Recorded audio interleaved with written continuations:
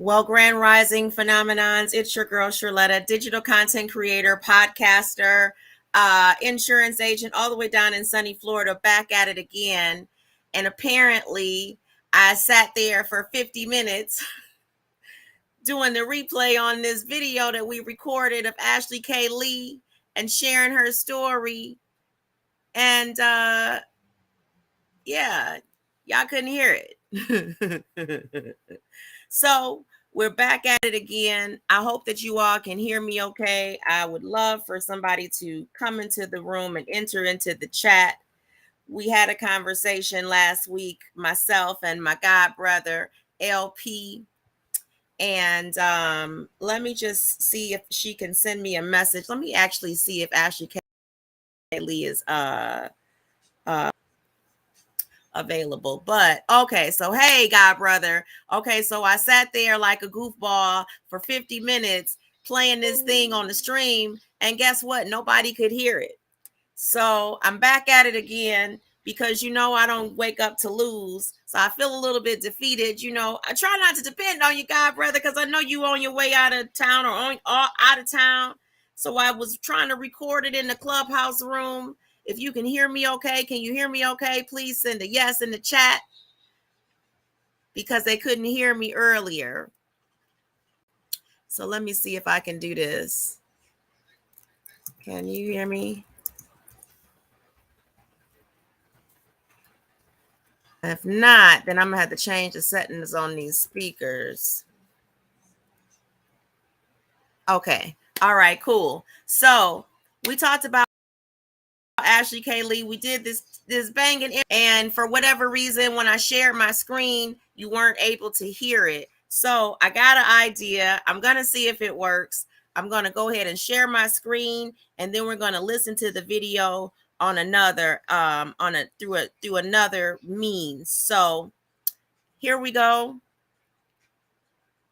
Let me go ahead and push play.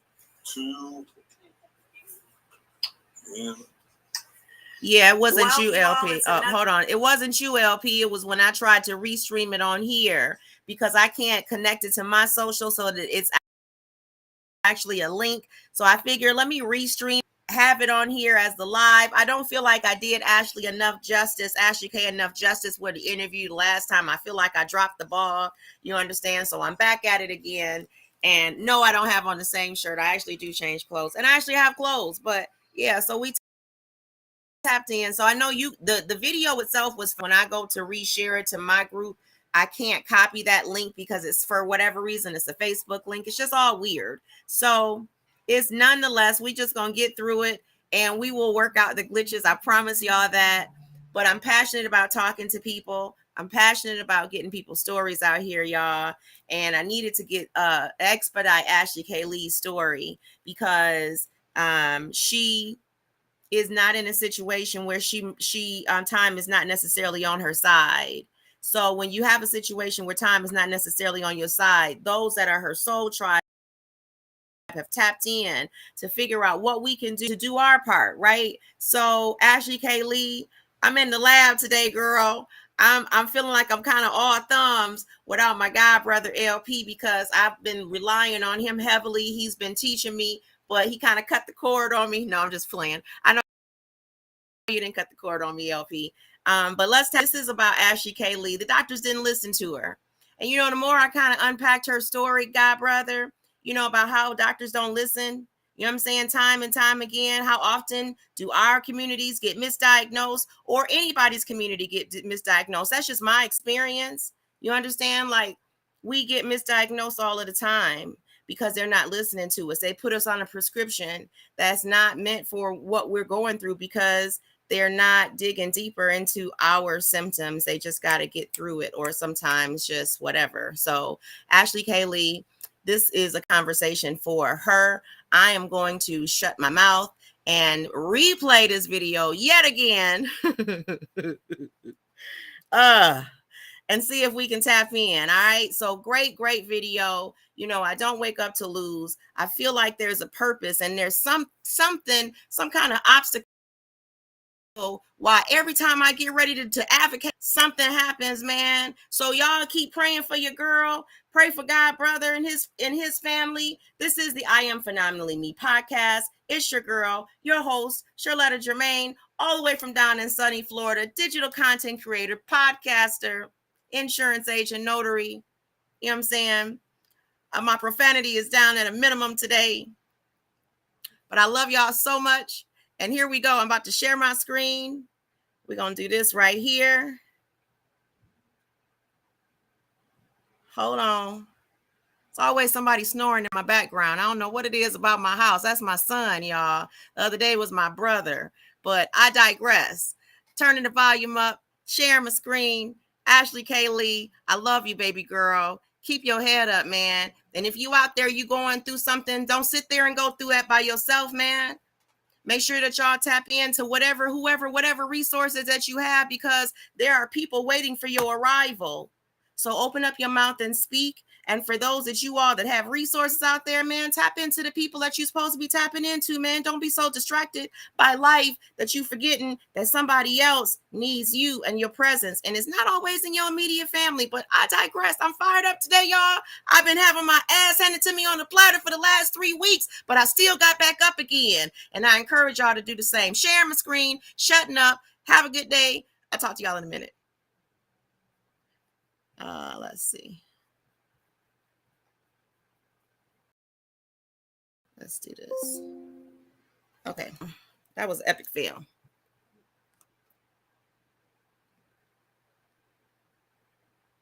And let's do this. Share. A window. Window.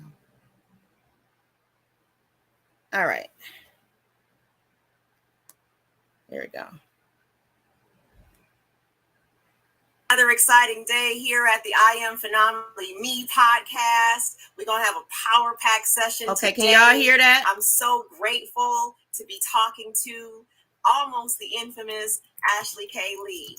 And for those of you all that have been following my socials, I've been keeping up with this young lady for a long time. You see, in 2018, I found myself in the face of breast cancer. I went all the way through December 2019, fighting that ovarian cancer story. I came across this young lady through a mutual friend in Flint, Michigan, my hometown. Ashley K. Lee is 27 years old, y'all. And I wanted to take a good look at her, this bold and beautiful human being having this experience. We're going to tap into a conversation that's a little bit taboo, a little bit a bumpy ride. You understand, but it's her life every day. Can y'all hear the video? Ashley K. Lee is 27 years old and has been diagnosed with a very rare. Let me know if you can hear the video in the chat. I know you said you can hear me, but can you hear the video? That's what's most important. The abbreviation for it is CLL. The acronym for it is CLL, and it's basically the shortened version for chronic lymphocytic leukemia. In addition to that, Ashley K. Lee also has been diagnosed with breast cancer, and in addition to that, she has also been diagnosed with thyroid cancer. So I want to have a conversation with this thriver, this warrior, this queen. I'm so excited to have you on the show today. Ashley K. Lee, 20 years old, just did a 5-mile run up in Flint for the breast cancer walk. Ashley K. Lee, what's poppin', beloved? How are you today, baby girl? The mic is yours. I'm so glad to be here with you guys today and to be able to tell my story. So I'm glad to be here. Well, we're definitely looking forward to a power-packed session. I got my warrior hat on, my pink on in representation. I know that that's a thing. It's like a lot of politics, but inside, I still want you to know that I salute you. And I wouldn't be who I am, and this podcast wouldn't be who it is without the infamous, you know, the master, you know what I'm saying? Him, the first responder, my homeboy, my dude, all the way from LP representing North Charlotte or North Charlotte Kakalaki or something like that. I know I done messed it up. Gracious man of got my right hand man, Elvin today, God brother. How you feeling? I'm feeling great, and I'm so happy to wake up on this side of the dirt because it means that we got stuff to do. We're all here, we're all on this side of the dirt, so it ain't over.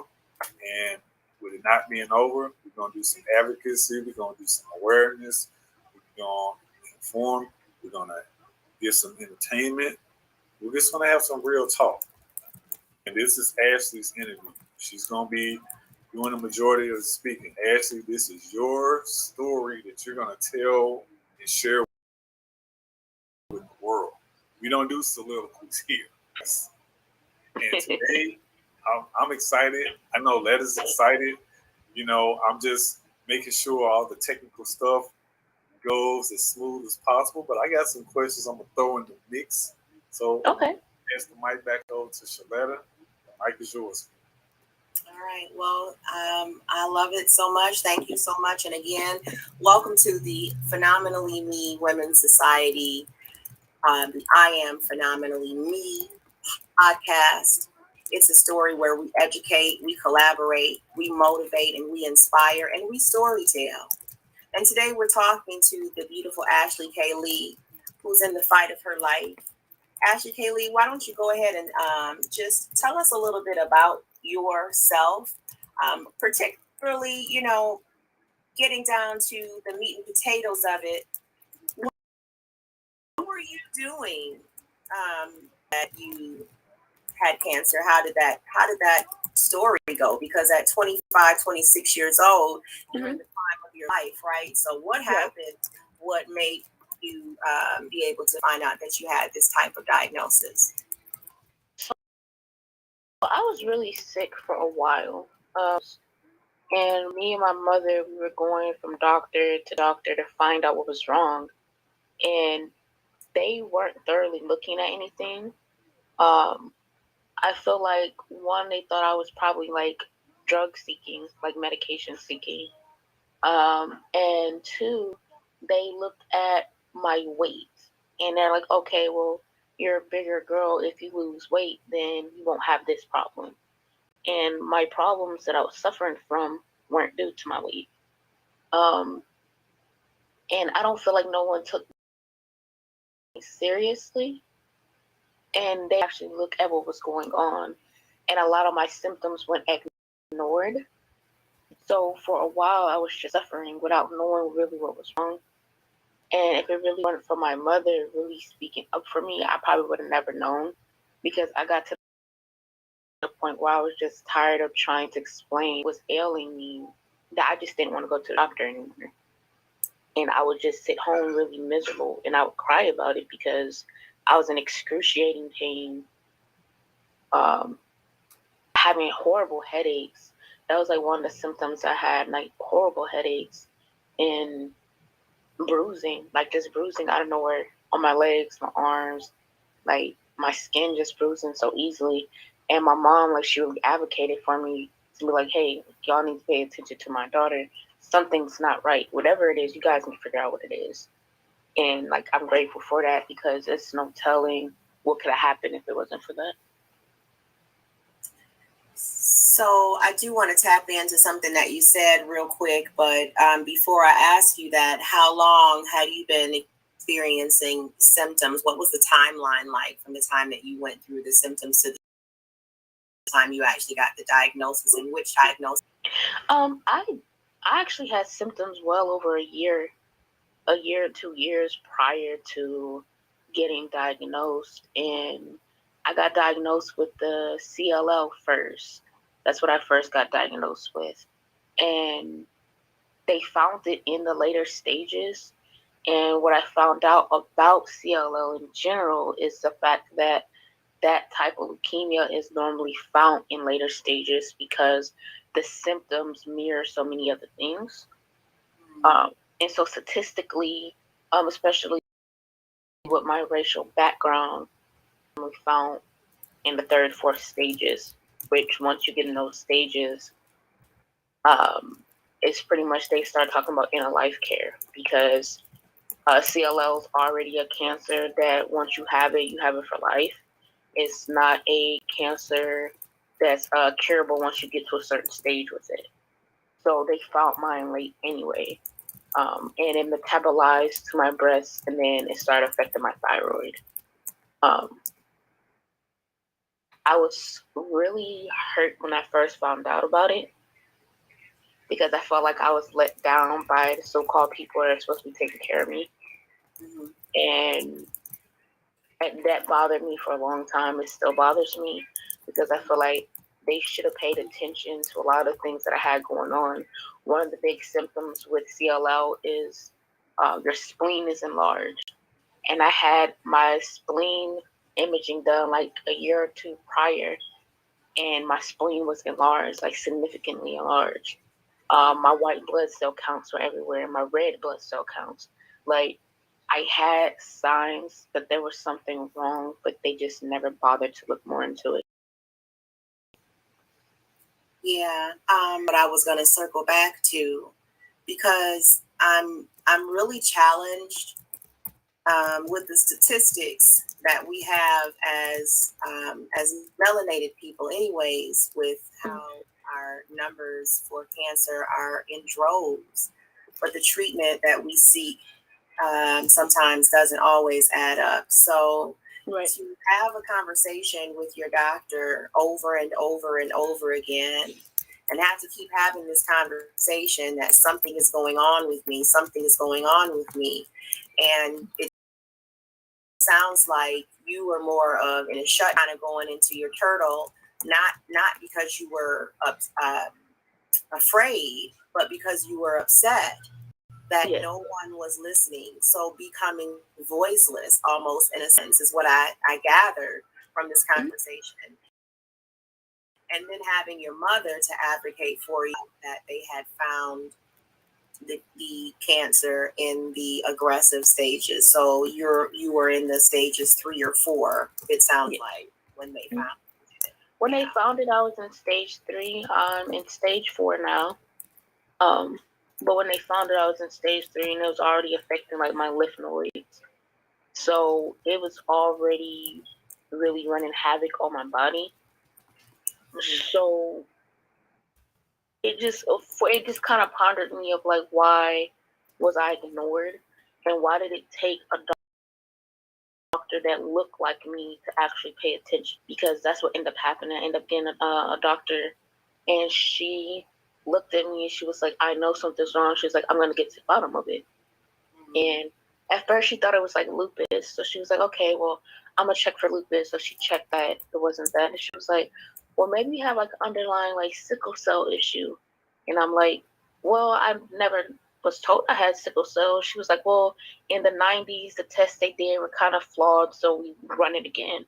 She ran that. I have the trait, but I don't have sickle cell.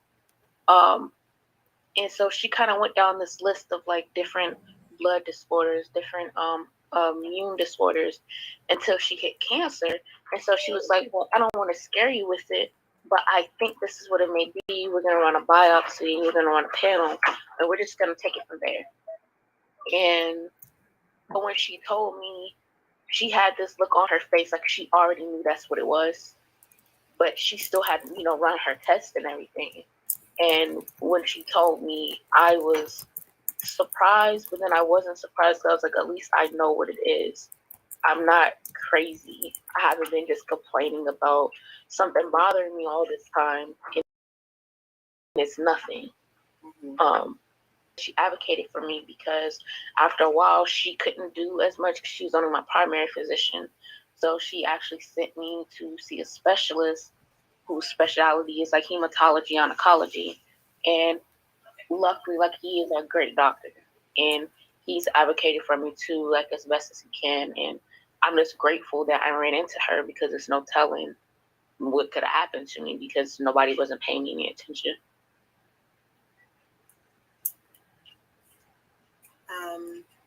Wow. This is a great time for a reset for those of you that have been listening in. This is the I Am Phenomenally Me podcast with your hosts, co-hosts, Charlotta Germain and Larry Penton from Penton Pending Consulting. Ashley K is calling in today. Quite frankly, she's doing this interview exclusively with the Phenomenally Me podcast team. So she is calling in, but we have connected her socials.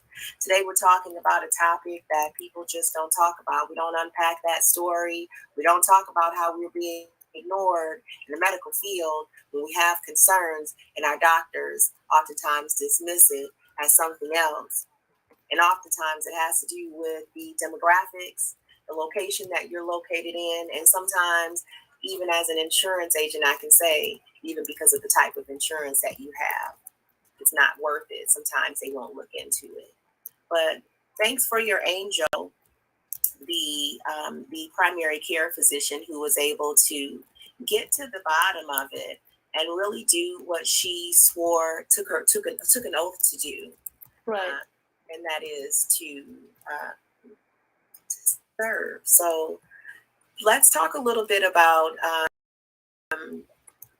so this was, what year was this, Ashley K? This was last year. I officially got diagnosed in March last year. I started treatment in April. And you said that it started off at a stage 3 and now it's at a stage 4. So talk to people about, y'all can hear me still? About that, people that have heard of cancer and people that just think cancer is just cancer. It can be different types of cancer formed different ways. So talk to people about how do you get the number to the stages? I know that, and there's a stage. I didn't know until I was diagnosed myself that what the difference was. So how does one get from a stage 3 to a stage 4? So in my case with just the CLL, they have categories. So they have like A through D, I believe, categories, and mine have B and C markers, which means they're affecting my lymph nodes, but also they're affecting like my platelet counts and my cell counts. And then the aggression of it is stage 4. So that's just how they do the measure of your counts with your cells. So once your numbers go to like a certain point and they don't level out, then that's when they start changing your schedule. Because I was at 3 and I stayed at 3 a long time. But I dealt with rejection and I dealt with my insurance. My insurance was a big issue, so I dealt with battles with them and not really being able to get the proper care that I needed, which caused onset of my cancer getting more aggressive and caused it to go to stage 4. I believe it's just stage 4. I don't think it goes anything after that, not that I know of. Yeah, I got B and C markers, and it's stage 4. Right. So, in the midst of, your battle, you met me. Yes. And I think we have been rocking it out since the beginning of the year, maybe the earlier part of the year. Mm-hmm. Talk to us about sort of the things that tie into this, the mental health act of it. How did you deal with the diagnosis, or how are you dealing with the diagnosis compared to how you dealt with it before? I've noticed a paradigm shift in you, but I'd love the audience to hear your story and just the vast contrast of how things were when we met versus now. So I would say when I first got diagnosed, I did deal with a big thing of denial. I dealt with the automatic fear of dying. That was the thing I really dealt with. But more so, I dealt with the fear of not wanting to leave my mom. That was something that still kind of bothers me now. I don't want to leave my mom. I feel like my mom needs me, that she wants me, and I don't want to leave her. So for a long time, when I first started this journey, I internalized a lot of stuff. I held on to a lot of anger. I was angry for a long time. I was angry at the doctors. I was angry at the higher spirits. But I got to a point now where I'm like, whether I stay or I go, it's gonna be okay. Whether I stay or I go, I'm gonna win. And once I got to that space within myself of not being afraid of if I'm gonna go and realizing that I'm gonna go and everybody's gonna go one day, I started to really walk within myself and finding my purpose of why am I here? Why am I still here? Why am I still breathing every day when I wake up despite what I'm dealing with? And I found myself just walking within my purpose, speaking for people, advocating for people. I actually just recently won a social justice award for like stuff I do within my community. I found myself not allowing my vulnerability to hold me, or more so show people like, hey, I can walk with you. I've been in these vulnerable shoes. I know how it feels like to be ignored. You don't have to be ignored. You don't have to be quiet. You know, and I have my days like today where I'm kind of into myself because I'm upset about some things, but I don't allow myself to just sit there all the time like I did before. I don't allow myself to fear death. I'm not scared of death. I don't fear it anymore. Yeah, that is, I feel, I've been talking about an algorithm lately, and I get direct messages and phone calls from people often that talk about the tenacity. It takes a certain type of person, and it doesn't have to be a cancer diagnosis times two in my case, right? It can be any chronic illness. It can be a car accident. It could be a head injury from a fall, right? Anything that's debilitating to your quality of life as you know it can send you on a tailspin, spiritually and mentally. So being able to be in that space where you're allowing, and today I was on Clubhouse, the Clubhouse app, and I talked about, I don't even remember right now what the topic of discussion was, but I said, I want to talk to you all about the word bark. That's breathe, allow, release, and keep going. And so I feel like in the midst of you telling your story, you talked about the anger, you know, we don't talk about anger in the sense of healthy, dealing with it healthily. You know, healthy stress is there, but sometimes that cycle of grief, it has to include the anger, right? I think it's the buffer for me. It taught me that I can use it as a fuel, right? Or I could use it to consume. So Right. I chose to use that anger as fuel for my passion, and it sounds like you did the same thing. I'm definitely trying. I would say I'm definitely on the track of trying to. Yeah. You know, Ashley K is very multifaceted. Prior to this, tell the world what you were, what your life was like 2 years ago. What type of work were you doing? What type of things were you doing in the community? You know, I was heavy in like the activism, protesting, sitting, writing letters. I was really into like the poetry community because I'm a poet. So I was always doing like open mics and doing slams and just speaking, like just public speaking. I was really more hands-on involved with things. And I enjoyed like just being in the atmosphere around people. yeah. And so that's something I really was into prior to getting diagnosed. And the thing was, I got diagnosed like right in the heat of like the COVID time. So I did, in a way, I didn't feel isolated because everybody was isolated. So it didn't feel like, oh, I have to stay away from people because, my immune system is not as good. It's like everybody was away from everybody. So like in the beginning, like having to be isolated wasn't so bad. But it was just the idea that sometimes I just don't have the energy to do the things I used to do anymore. I can't go out and protest and do long marches and stuff anymore. Yeah. And I miss doing those things. I miss doing the hands-on, like getting gritty and doing those things. I really do. But I do have people around me that will go out and do the footwork for me if I need them to. So I'm grateful, like, to have those people. Where was your focus with the activism and the protesting? Black and brown, like, human rights. So stuff like regarding like immigration, stuff to do with like the Black Lives Matter movement.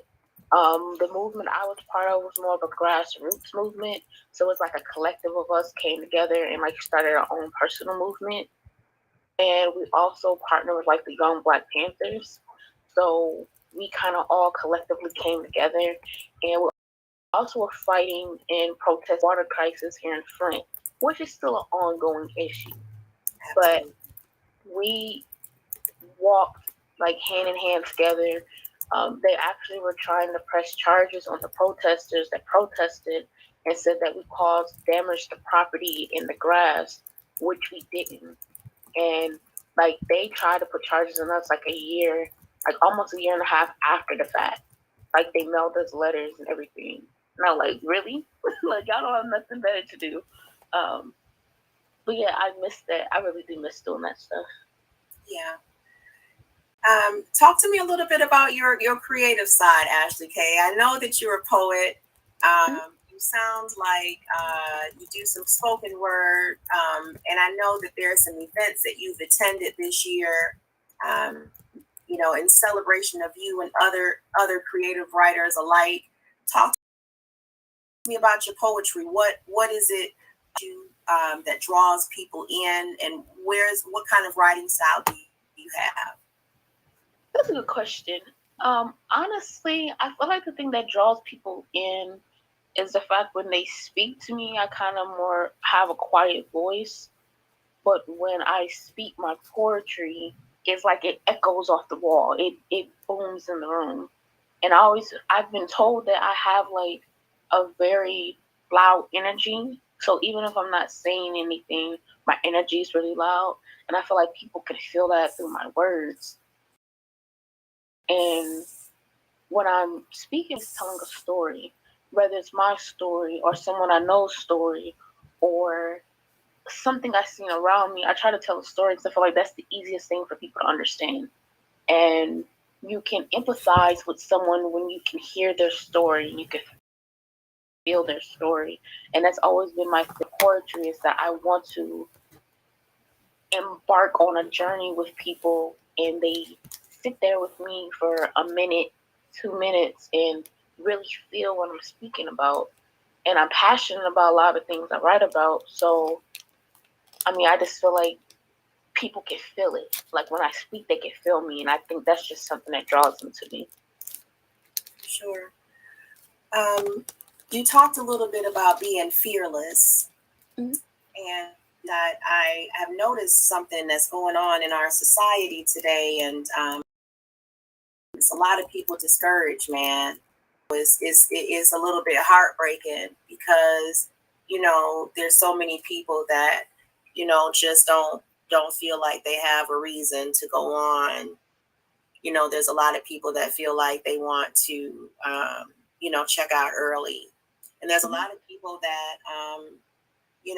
just need the love that you exude and the passion that you exude about the things that you have been through in your personal experience. So to that person that's out there, maybe feeling a little bit or a lot of it, down or hopeless, or maybe they have been diagnosed themselves or have a loved one, a child or a grandchild that's been diagnosed. What would you say to them right now? That's a good one. What would I say? I would say this: know that at the end it's gonna be okay. Know that whether you're here or they're here or not, it's gonna be okay. Because healing comes in all forms, whether it's healing here or healing on the other side, you're gonna be healed. And I think that's the thing you have to remember when you're dealing with something like cancer or any like chronic illness, that at the end you will be healed. And I think that that's kind of hard for people to think about because they're like, well, I'm dealing with this in the now. But it's like you have to look past just the now because just the now is temporary, you know. And I feel like once you get to that space of like, I'm going to be healed, and you declare that on your power of your tongue, the power of the tongue is powerful. Like the tongue can speak life and death. And I'm a firm believer of it. So I feel like if you speak healing over yourself, however which way the healing is gonna come, you will be healed. Yeah. This is a touchy subject for me, y'all. You know, I'm a lover of mankind, you know, but I walked down those cancer streets and lived on that block. You know what I mean? I had an address over there for a while. So it took me some intention, some prayers to go in and have these conversations because our people need us, man. And you know, Ashley K, you know, to hear and see you standing up, you're an activist, protest, like, you know, you are an advocate even for yourself, and you still show up every day. Where do you go to get that strength? Honestly, I get it from the people around me. Though my group may be small, the people I have around me are so strong. And they all have their individual battles they battle. But when it comes to me and I need them in my corner, however which way they can, they're there. And I could say I really get my strength from them. And my mom. Like my mom and my godmom are two of the strongest women I've ever known in my whole life. Like, and I've seen them go through some of the craziest stuff and still come out like unscathed. Like it didn't even bother them. And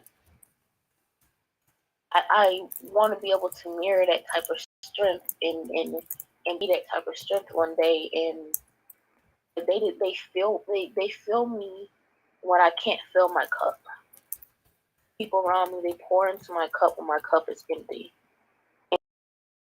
And when I try to pour into them and my cup is empty. And I think that's something that sometimes the people around us don't always do. They can see that you're empty, but they'll still allow you to keep pouring and pouring even when you're empty. And like my friend Kai, she's the type of person, she'll call me on my BS. She'll be like, you know what? You know you're not happy, so why are you acting like you're happy? Go back to sleep. Go eat something. Go watch TV and call me back later because you're not happy. And she'll call me out on it, and I'll have an attitude with her because I'll be like, you know, this is how I am. Like, just let me be. And she's like, no, that's not a good excuse. Call me. Like, she's one of those people that'll do that. My friend Aaron, he makes music, and I've been using music as a form of healing. And like, he makes beautiful music, and like sometimes I just sit and listen to it, and it helps have peace. Friend Courtney, like his music does that, and this guy Musique, he makes music. His music gets me hype and make me want to jump up around and give me this boost of energy. But it's like all these people around me have these different talents or tools that they've given me to where they've poured into me. And it's aiding me to be able to pour back into them, but also be able to pour into other people. And it's sparking like this new sense of creativity into me. And it's sparking this sense of purpose into me because it's like, hey, I'm dealing with this, but this is not who I am. I'm not just the cancer girl, you know. And they don't treat me like that. I've had my days where they've had to sit me down and be like, hey, you're doing too much. You know, you need to relax. But they don't treat me like I'm sick. And that's something I can say I'm grateful for, because that was one of my biggest fears, is that people are going to treat me like I was sick. Or they're going to treat me like they didn't want to be around me. And I've had some people I've lost that's done that. But the majority of the good people around me, they don't treat me like that. And I'm really grateful for it too, because it'll be hard to have to like be around people like that every day that just treat you like you're just this oddity, and they tiptoe around you or walk on eggshells around you. Like, that's a horrible feeling to have. Yeah. Somebody told me that, situations in life, especially diagnoses, where people either gather or they scatter, and that's okay. I resonate with that. And so I'm very happy. I'm somber today. I haven't spoken to you in so long. There's so many things that I know that you and I have talked about behind the scenes, and I've listened to some of your poetry and met some of your connections and seen some of your awards, and just watched the phoenix rise out of this situation. And I feel like it's the mindset that really helps me keep going. You don't know how your posts encourage me. It makes me stop for 30 seconds or 60 seconds and find a picture of you and post a reel. So proud of you about how you keep fighting, how you keep standing up for yourself, how you keep showing up for yourself every day. You come from chemotherapy and you have a pre-interview, and then you still want to interview with us later today, after you just ran 5 miles. Like you said, wanting to turn around, wanting to lay down, wanting to give up, still going, getting back up again, fighting.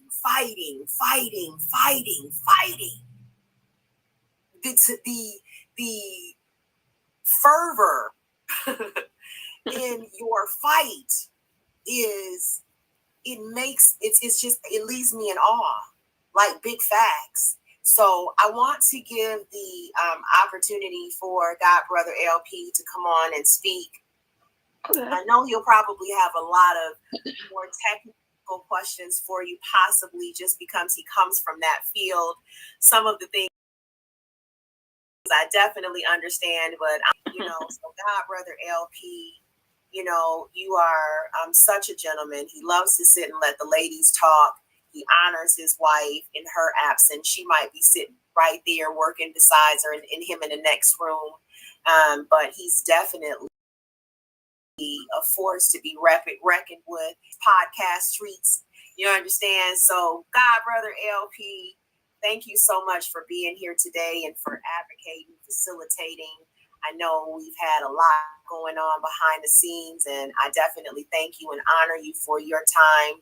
What is it that you want to have a conversation with Ashley K. Lee about? We talked about a lot, so I'm going to mic down and let you all have at it. LP? I want to thank you and give thanks to Ashley K. I'm always comfortable in settings where I'm typically either the only guy or a handful of guys that discussions, whether it's about medical health, mental health, more, less, all the above. And because I was raised in, I would say probably 80% of my family are women. So I'm always comfortable just sitting back, listening, taking mental notes, taking some actual notes, because I've been writing stuff down, and I was doing some research on CLL.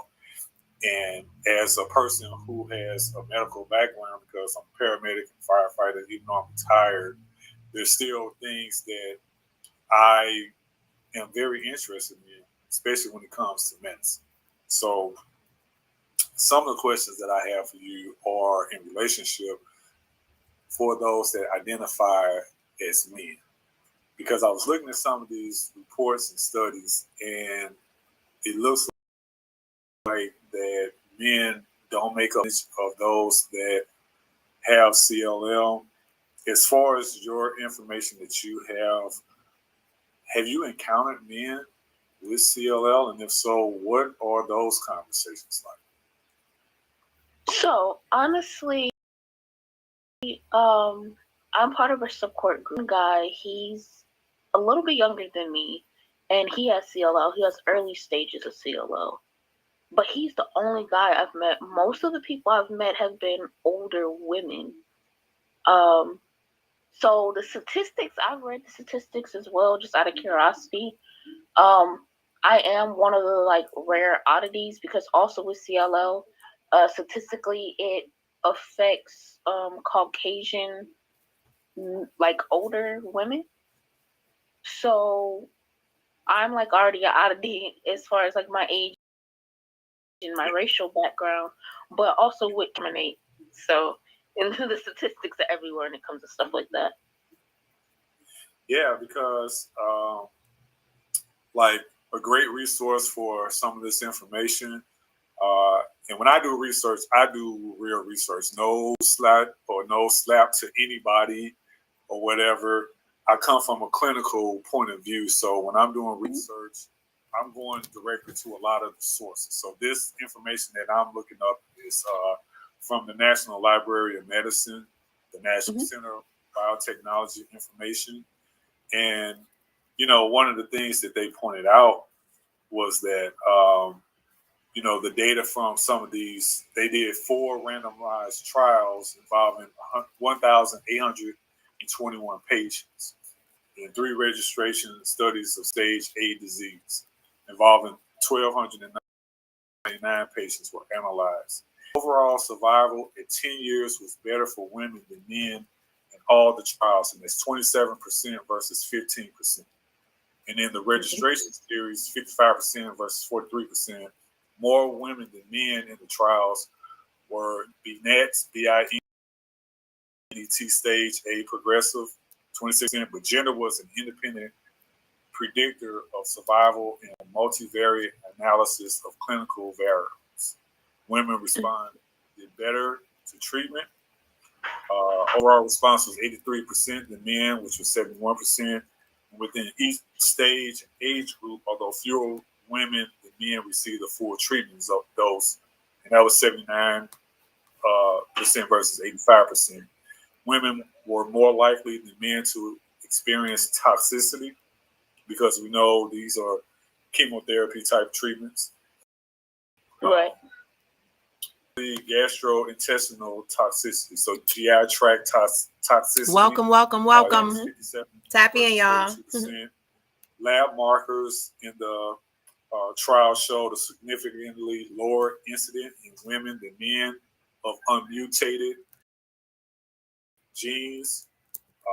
And so that, and they also say that we highlight the higher male to female ratios in randomized trials versus studies of early CLL and monoclonal B-cell lymphocytosis. And CLL in women runs a more higher benign clinical course than in men. Gender was also an independent predictor of response, suggesting that pharmacokinetic differences between sexes and a possible effect of estrogens may contribute to a better outcome. And that understanding of a different outcome by gender may improve patients' management. So that was a lot of technical stuff that I read. It basically says that, you know, women fare better in this with this disease in terms of the numbers, in terms of those that have it. In terms of the progression of it, you know, and I just gave that information. So for you, with that guy that's in the support group, what are some of the conversations that he has with the group? Because he's one guy in this support group of how many people? It's 5 of us, and like he's the only guy. And honestly, me and him talk more than really anybody else in the group because we're closer in age range. So he and I would talk more one-on-one than we would like the whole group of people. But his thing was always that his doctor never told him what would be the outcome of if he would be able to have kids, because that was something that was like really important to him.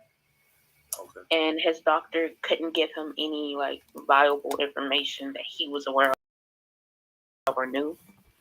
So that was something that I talk about, because I know for me, me having biological children is pretty slim to none, because the chemotherapy ruins like the reproductive organs and cause reproductive issues. So I know for me, that's probably not going to happen.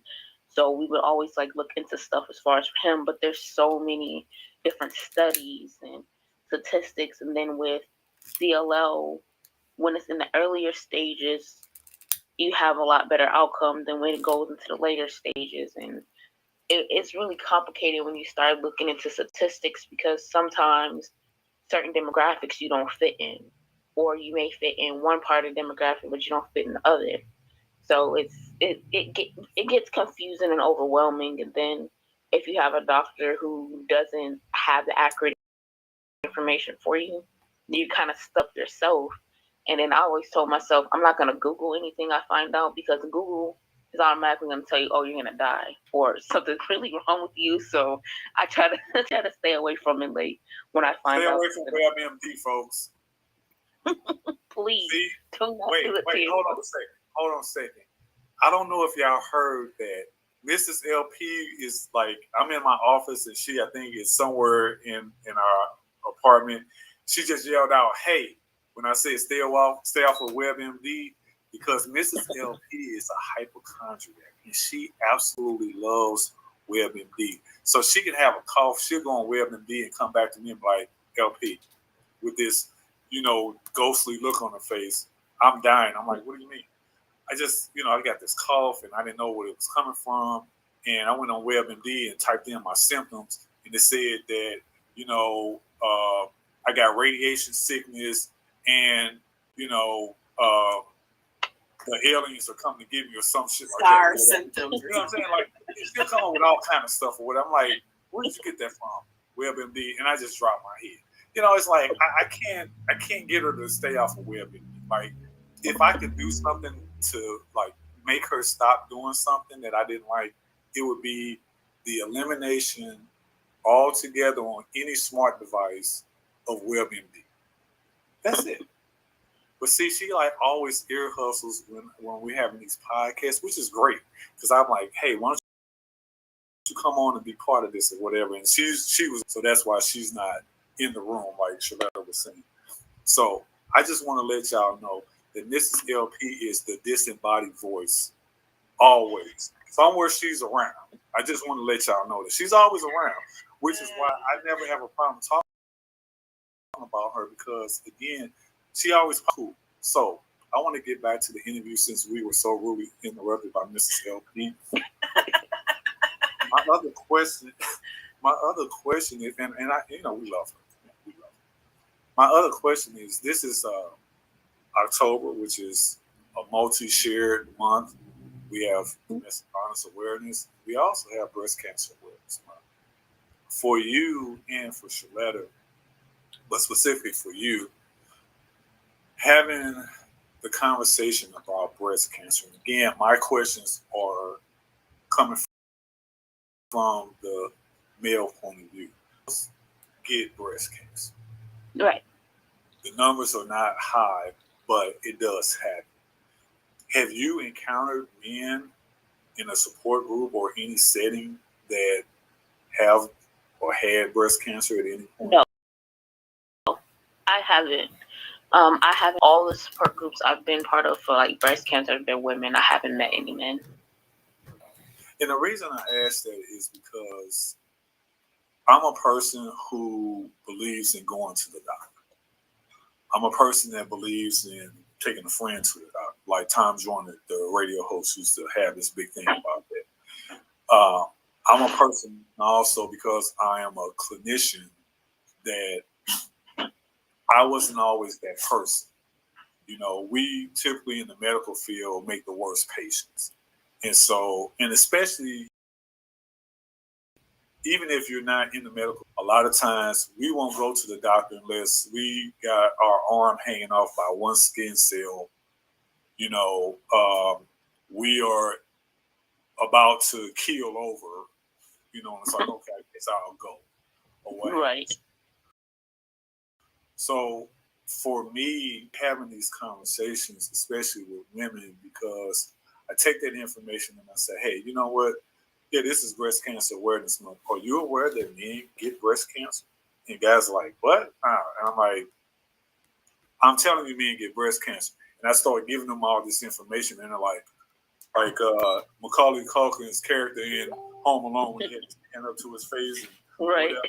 Or when I talk about like CLL or any other chronic disease, autoimmune disease, or what have you. I'm like, first of all, you are a human being. She's a human being.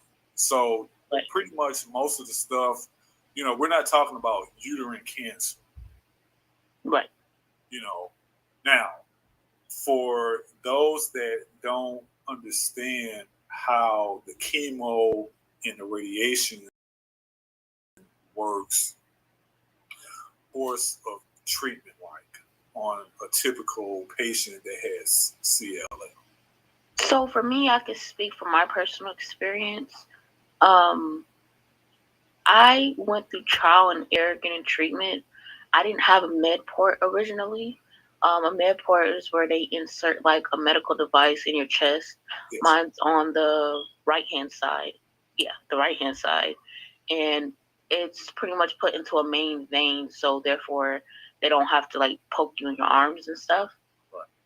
When I originally started chemotherapy, I was getting poked 4 or 5 times a session because they couldn't find a vein.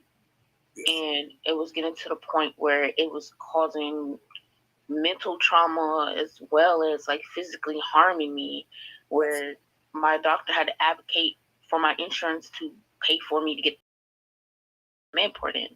The reason why I didn't have it or refused to pay for it, they didn't want to pay for it. I went the first 6 months of chemotherapy without a med port. That's amazing to me, because I would think that anybody that is getting chemo on a regular basis or even radiation therapy, every patient that I've had in my 15 plus year career in EMS that had a cancer, any cancer, had a port or PICC line inserted. It wasn't just. I had those too. I had a PICC line. Right. I had one in my upper arm. Sure. And twice I had it. The first time I pulled it out on accident. I was grabbing something and it yanked out my arm. Sure. And then I had, when I went in to get treatment where they go to flush it, it wouldn't flush. Okay.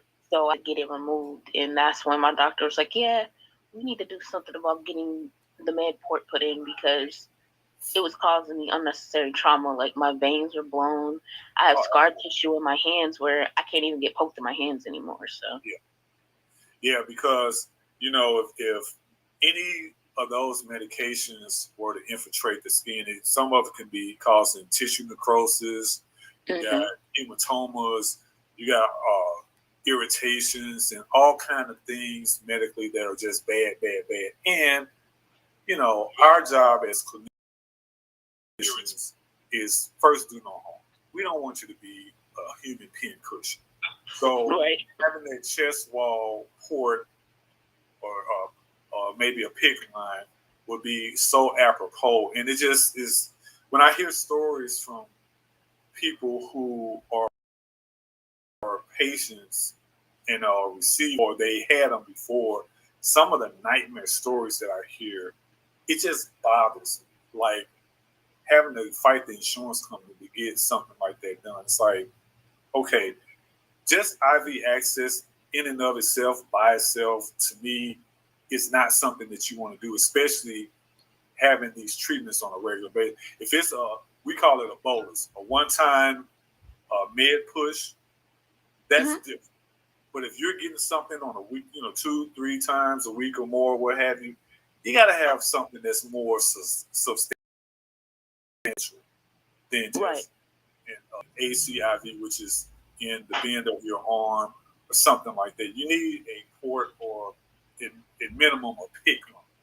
And so I thank you for sharing that information because, again, as a clinician, I always see a patient advocate. But the advocacy starts with the patient.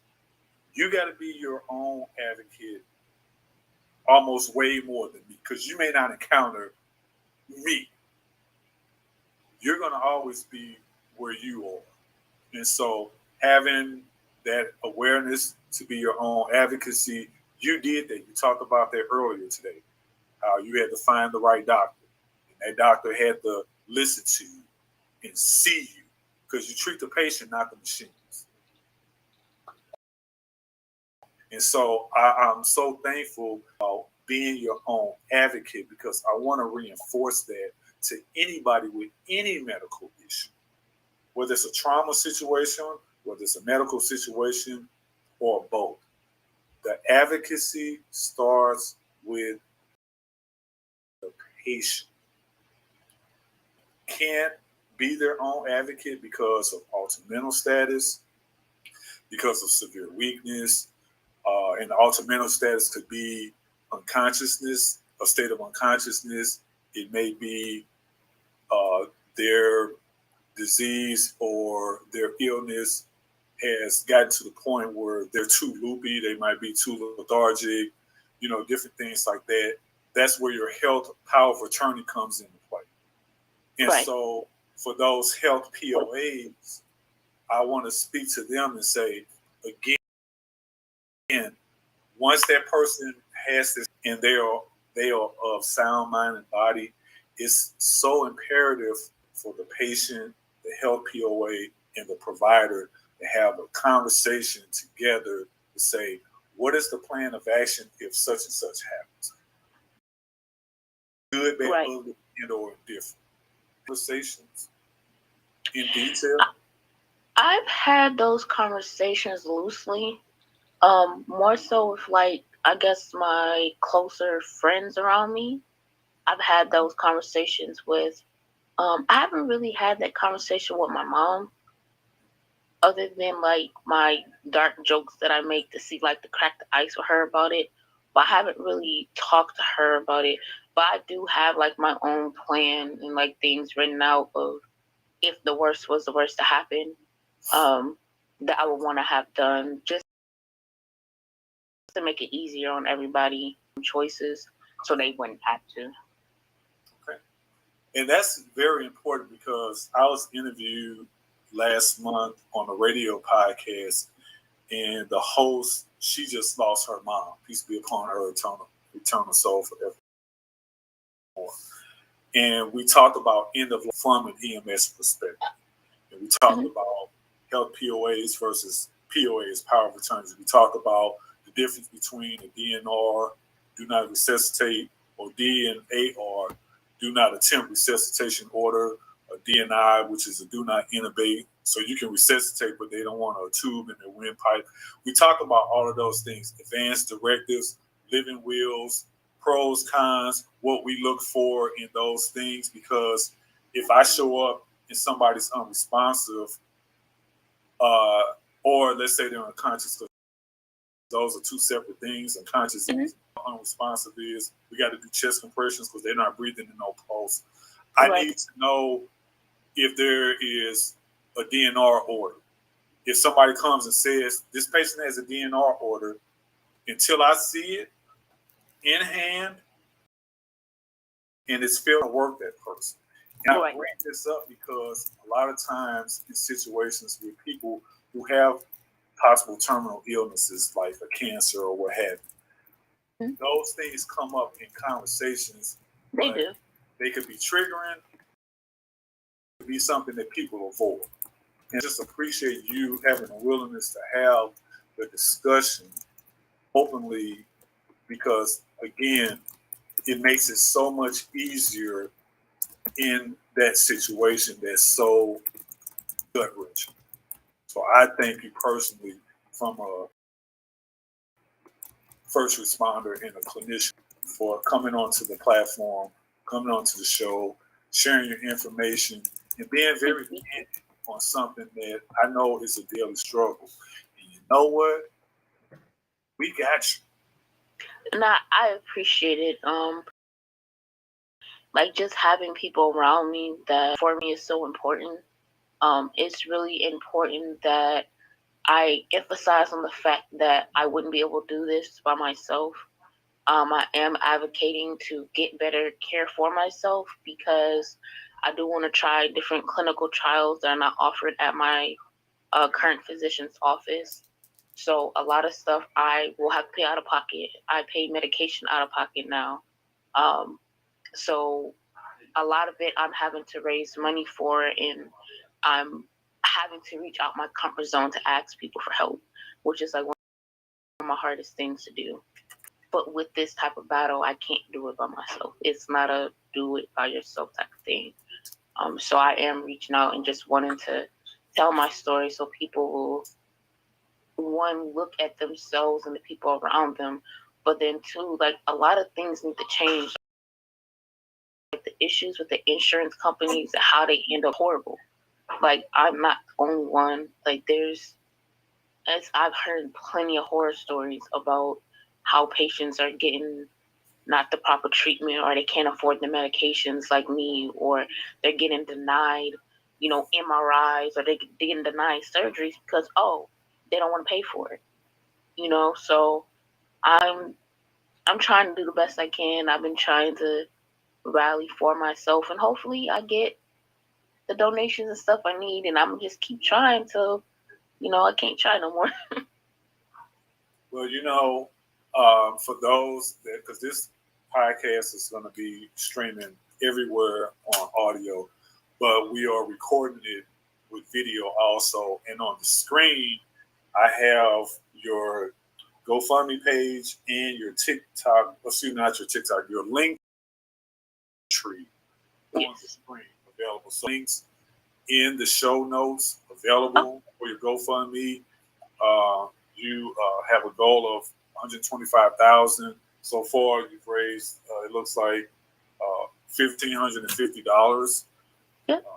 And so we'll have those links available so people can come and support you and get more information on your link tree. You have links to your YouTube page where you post some videos on that. And you also have an Amazon wish list that people can visit and support you on. Also, very available to anyone that wants to support you. And so I'm going to pass the mic over back to Shaletta because I don't have any more questions because Mrs. LP hates, because here's the thing that I got to tell you about Mrs. LP also. A lot of times, it's in like 27 parts. And so she hates that. So I have scaled and trimmed and streamlined my questions. So I want y'all, the next time y'all talk to Mrs. LP, to please do your brother a favor and give me props for that. Because she won't give me props for that. She don't think that I do. So I just ask you, the next time you run into her on the phone and or in person, you let her know, you know what, LP did such a great job on the podcast. He had one question, 27 parts, but he only asked me like 3 parts. No, it's all love. It's all love. The flow of the conversation. Ashley Kaylee, it has been, an absolute pleasure. I actually want to go ahead and make an official announcement. Ashley Kaylee's story impacted my life in such a way, as well as other people's stories on their survival stories and their thriver stories. I'm always interested to talk to people to find out how you did that. Like, how did you overcome that, right? But in 2021, I actually launched Phenomenally Me Women's Society Incorporated with the forethought that I wanted to have a soul tribe to come together to advocate for the voiceless, because I appreciate all of the other people that are available as far as donations and donors and whatnot. But I feel that Shirletta's perspective, when I was going through cancer, I had a soul tribe, but there's so many people that don't have a soul tribe that have to still come up with that copay, that still have to come up with the prescription copays for the prescription, and the doctor's office copays and the monthly premiums and the deductibles and the surgical out-of-pocket expenses.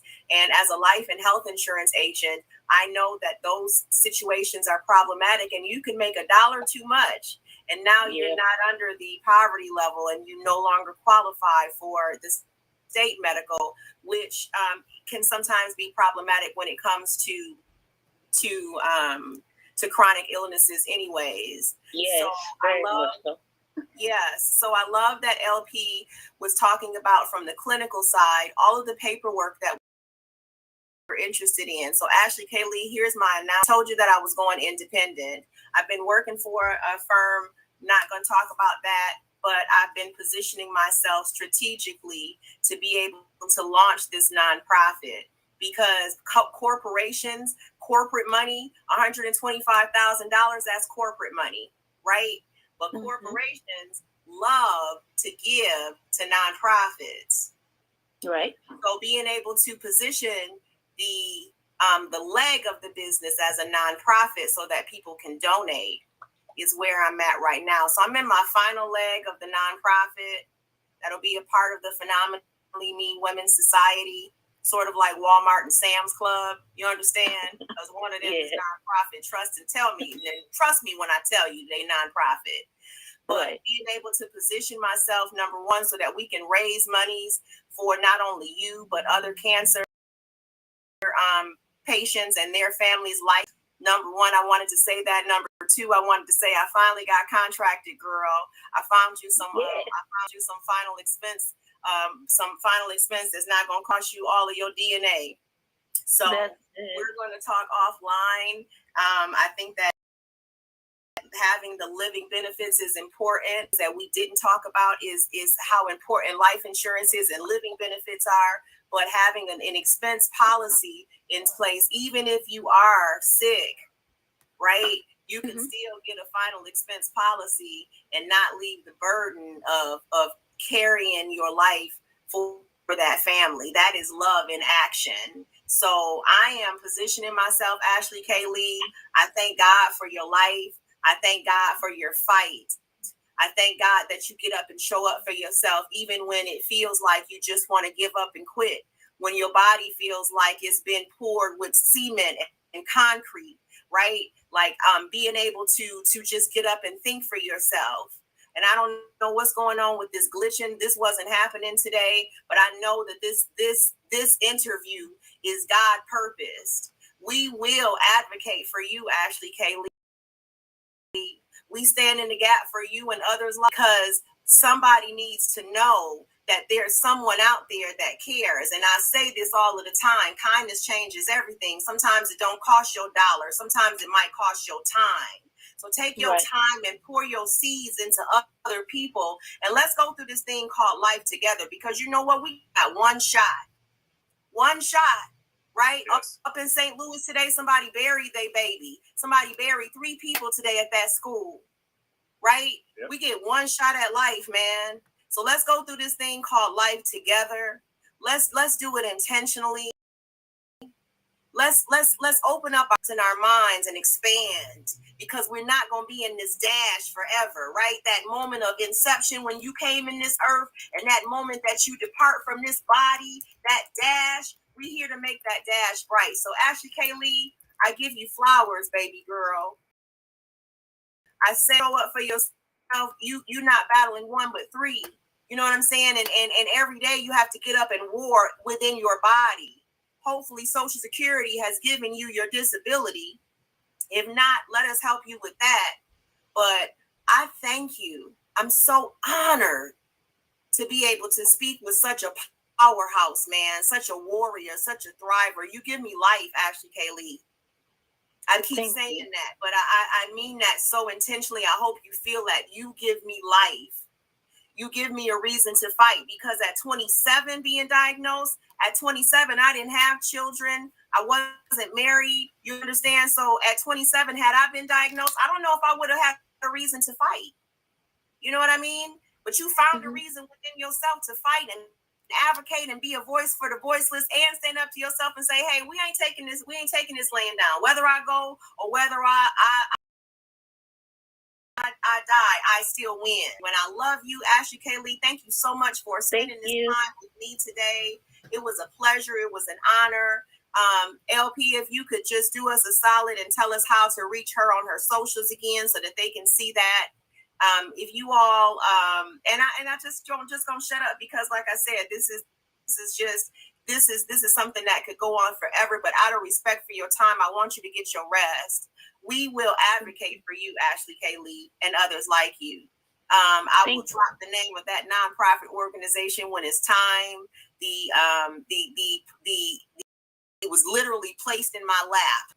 I didn't have to do really too much of nothing. The lawyers and everything is in place. It's ready to go. Okay, so all I got to do is try to figure out how to make this announcement and get this fourth quarter money. So we can get money, girl. I love you so much.